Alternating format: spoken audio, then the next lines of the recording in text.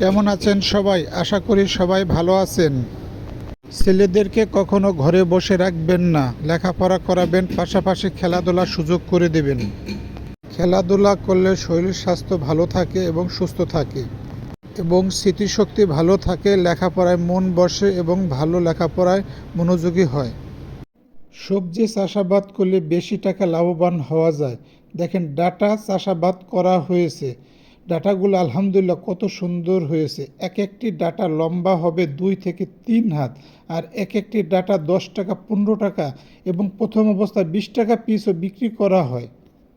অর্থাৎ ফসল উৎপাদনের জমির চাইতে যেসব জমিগুলো একটু উঁচু আছে সেই সব জমিতে সবজি চাষাবাদ করুন এবং বেশি লাভবান হন। টাকাকে সঞ্চয়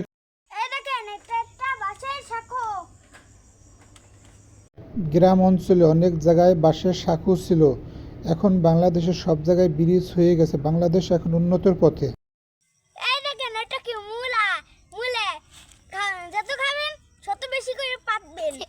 আপনাদেরকে বলি, সব সময় ফসল উৎপাদন না করে সবজি চাষাবাদ করুন, বেশি টাকা লাভবান হন, টাকাকে সঞ্চয় করুন।